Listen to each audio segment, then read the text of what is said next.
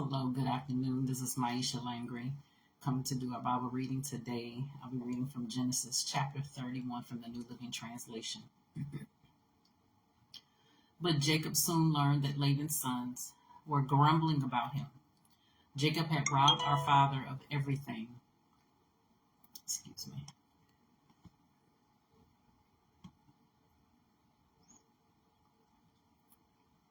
Jacob has robbed our father of everything, they said. He has gained all his wealth at our father's expense. And Jacob began to notice a change in Laban's attitude toward him. Then the Lord said to Jacob, "Return to the land of your father and grandfather and to your relatives there, and I will be with you." So Jacob called Rachel and Leah out to the field where he was watching his flock.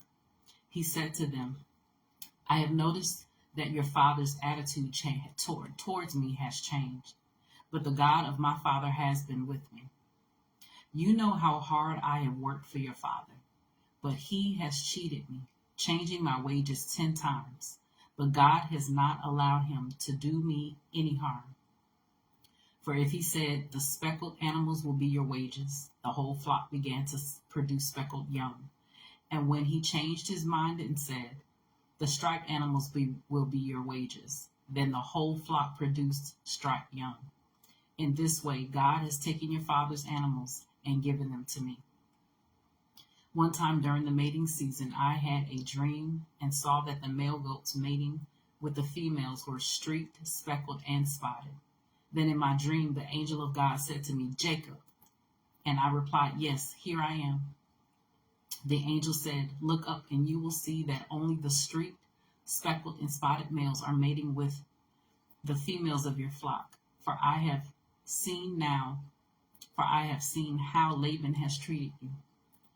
I am the God who appeared to you at Bethel, the place where you anointed the pillar of stone and made your vow to me. Now get ready and leave this country and return to the land of your birth.' Rachel and Leah responded, 'That's fine with us. We won't inherit any of our father's wealth anyway. He has reduced our rights to those of foreign women. And after he sold us, he wasted the money you paid him for us. All the wealth God has given you from our father legally belongs to us and our children. So go ahead and do whatever God has told you.' So Jacob put his wives and children on camels, and he drove all his livestock in front of him. He packed all the belongings he had acquired in Padam Haran, and set out for the land of Canaan, where his father Isaac lived.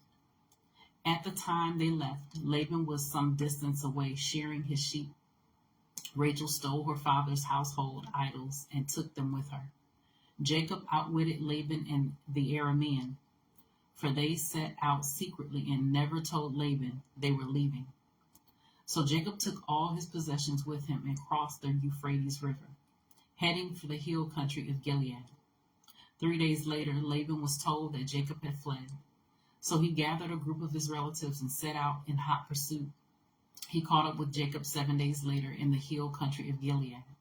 But the previous night, God had appeared to Laban the Aramean in a dream and told him, 'I'm warning you, leave Jacob alone.' Laban caught up with Jacob as he was camped in the hill country of Gilead, and he set up his camp not far from Jacob's. 'What do you mean by deceiving me like this?' Laban demanded. 'How dare you drag my daughters away like prisoners of war? Why did you slip away secretly? Why did you deceive me? And why didn't you say you wanted to leave?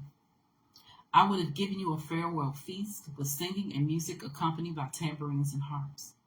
Why didn't you let me kiss my daughters and grandchildren and tell them goodbye? You have acted very foolishly.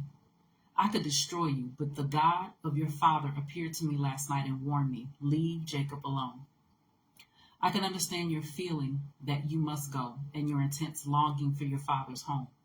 But why have you stolen my gods?' 'I rushed away because I was afraid,' Jacob answered. 'I thought you would take your daughters from me by force. But as for your gods, see if you can find them, and let the person who has taken them die. And if you find anything else that belongs to you, identify it before all these relatives of ours, and I will give it back.' But Jacob did not know that Rachel had stolen the household idols. Laban went first into Jacob's tent to search there, then into Leah's, and then the tent of the two servant wives, but he found nothing. Finally, he went into Rachel's tent. But Rachel had taken the household idols and hidden them in her camel's saddle, and now she was sitting on them. When Laban had thoroughly searched her tent without finding them, she said to her father, "Please, sir, forgive me if I don't get up for you. I am having my monthly period."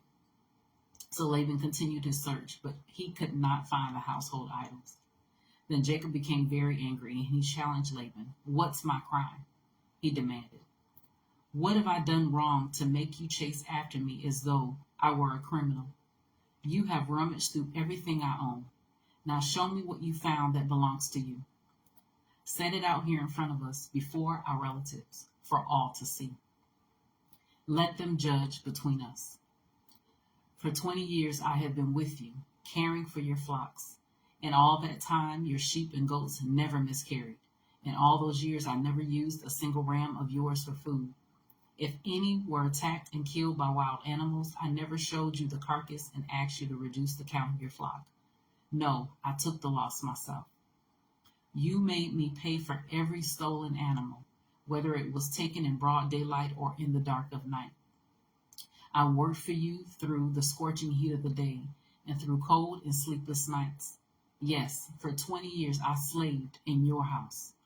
I worked for 14 years earning your 2 daughters, and then 6 more for your flock. And you changed my wages 10 times. In fact, if the God of my father had not been on my side, the God of Abraham and the fearsome God of Isaac, you would have sent me away empty-handed. But God has seen your abuse and my hard work. That is why he appeared to you last night and rebuked you."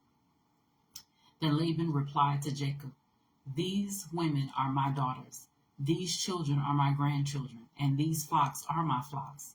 In fact, everything you see is mine. But what can I do now about my daughters and their children? So come, let's make a covenant, you and I, and it will be a witness to our commitment." So Jacob took a stone and set it up as a monument. Then he told his family members, "Gather some stones." So they gathered stones and piled them in a heap. Then Jacob and Laban sat down beside the pile of stones to eat a covenant meal. To commemorate the event, Laban called the place Jegar Sahadutha, which means witness pile in Aramaic, and Jacob called it Galid, which means witness pile in Hebrew. Then Laban declared, "This pile of stones will stand as a witness to remind us of the covenant we have made today." This explains why it was called Galid, witness pile. But it was also called Mizpah, which means watchtower. For Laban said, "May the Lord keep watch between us to make sure that we keep this covenant when we are out of each other's sight. If you mistreat my daughters, or if you marry other wives, God will see it even if no one else does. He is a witness to this covenant between us. See this pile of stones," Laban continued, "and see this monument I have set between us. They stand between us as witnesses of our vows.